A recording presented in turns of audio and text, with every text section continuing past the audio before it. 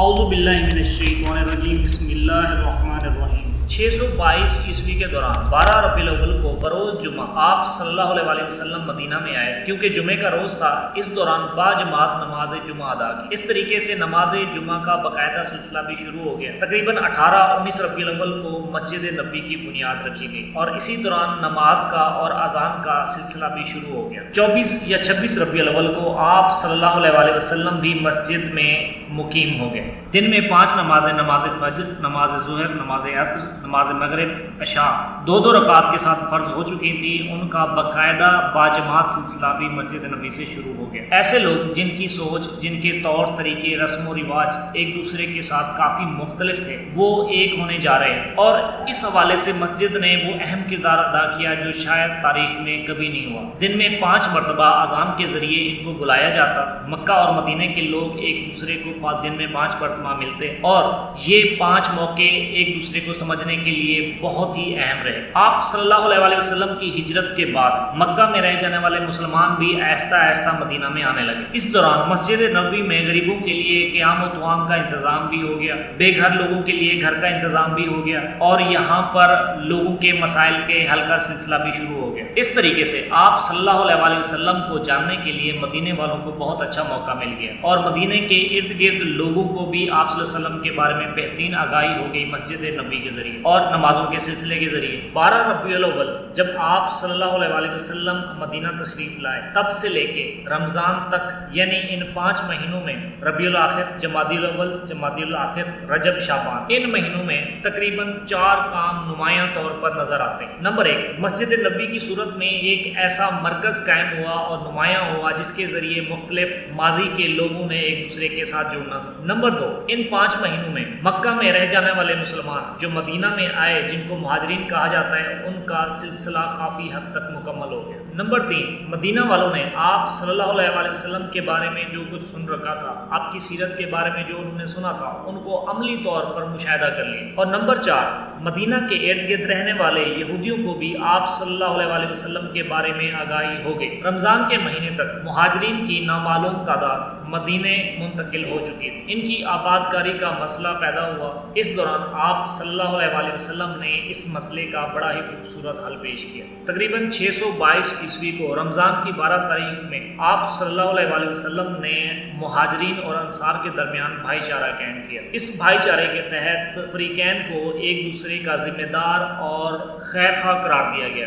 آپ صلی اللہ علیہ وسلم نے رمضان کی 12 تاریخ کو حضرت ابوبکر اور حضرت عمر کے درمیان بھائی چارہ قائم کیا۔ اس کے بعد حضرت ابوبکر کو خارجہ بن زید بن ابی زبیر الانصاری کا بھائی قرار دیا، حضرت عمر کو عثمان بن مالک کا بھائی قرار دیا، حضرت عثمان کو اوس بن ثابت کا بھائی قرار دیا، عبد الرحمن بن عوف کو سعد ابن ربیع عقبی بدری کا بھائی قرار دیا، حضرت طلحہ کو کعب بن مالک کا بھائی قرار دیا، مصعب بن عمیر کو ابو ایوب عقبی کا بھائی قرار دیا، عمار ابن یاسر کو حذیفہ ابن الیمان کا بھائی قرار دیا، ابو دردہ کو سلمان فارسی کا بھائی قرار دیا، اور منظر کو ابو ذر غفاری کا بھائی قرار دیا۔ اس کے بعد آپ صلی اللہ علیہ وسلم نے حضرت علی کی طرف اشارہ کیا اور حضرت علی کو اپنا بھائی قرار دیا۔ 12 رمضان کی اس تاریخ کو بھائی چارے کا دن قرار دیا گیا۔ اس بھائی چارے کا عمل مہاجرین اور انصار تک محدود نہیں رہا، بلکہ آپ صلی اللہ علیہ وسلم نے مدینہ میں انصار، مہاجرین اور یہودیوں کو بھی شامل کر کے ایک ایسا معاشرہ تشکیل دیا جس کی مثالیں تاریخ میں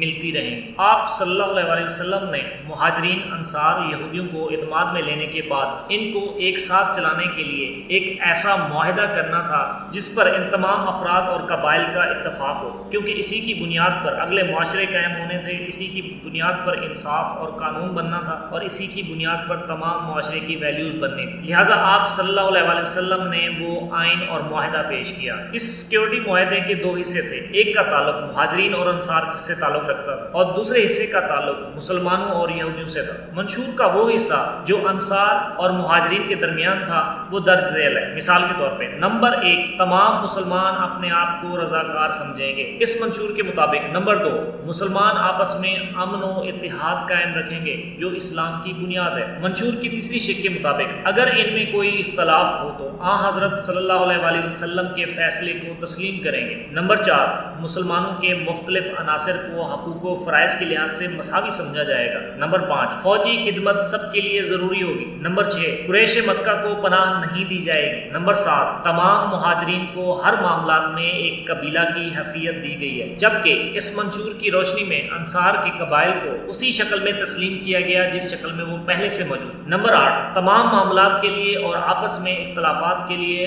آپ صلی اللہ علیہ وسلم کا فیصلہ قطعی ہوگا۔ اس منشور کے دوسرے حصے کا تعلق یہودیوں سے تھا۔ اس کی پہلی شق کے مطابق مدینہ میں رہتے ہوئے یہودیوں کو مذہبی آزادی حاصل ہوگی۔ دوسری شق، مدینہ کا دفاع جس طرح مسلمانوں پر لازم ہے اسی طرح یہودی بھی اسے اپنی ذمہ داری سے سمجھیں گے۔ نمبر 3، بیرونی حملے کے وقت مسلمانوں کے ساتھ ساتھ متحد ہو کر مدینہ کے دفاع میں حصہ لیں گے۔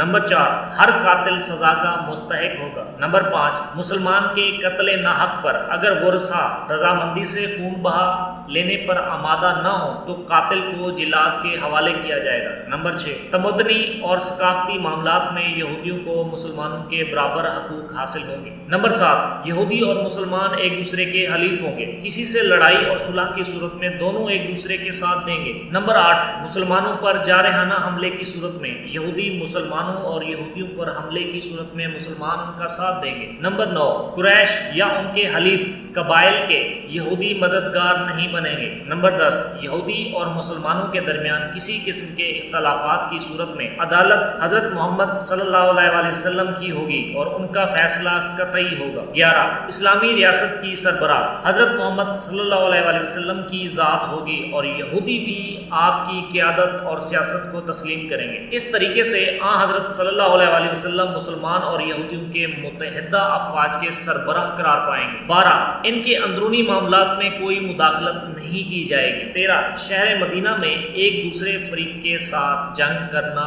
حرام قرار پائے گا۔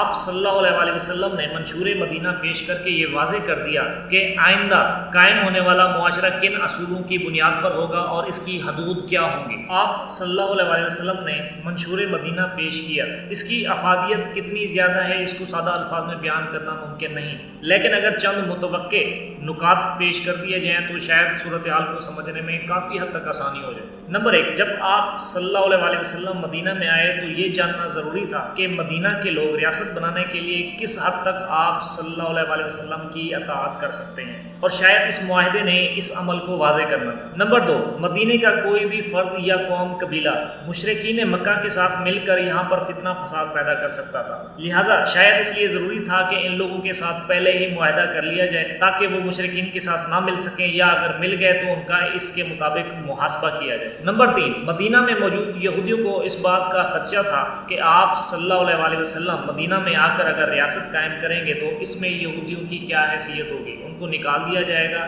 یا ان کے ساتھ کیا سلوک ہوگا۔ اس معاہدے نے یہ کنفرم کرنا تھا کہ یہودیوں کی کیا حیثیت ہے، ان کے ثقافتی اور تمدنی حقوق ان کو مکمل حاصل ہوں گے۔ اس بات سے یہودیوں کو اطمینان ہو گیا۔ مختلف مذہب، قوم، قبیلے، رسم و رواج کے لوگوں کو ایک ہی قانون کے تحت لانے کے لیے منشور مدینہ کا ہونا بہت ہی ضروری تھا۔ منشور مدینہ میں کیا حکمت پوشیدہ تھی، اس میں کتنی افادیت تھی، اس کو اگر تاریخ کے اوپر چھوڑ دیا جائے کہ تاریخ خود اس کی افادیت سے اور حکمت سے پردے اٹھاتی رہے تو شاید یہ زیادہ مناسب رہے گا، کیونکہ اس وقت منشور مدینہ کی حکمت اور افادیت کو سادہ سے الفاظ میں بیان کرنا بہت ہی مشکل ہے۔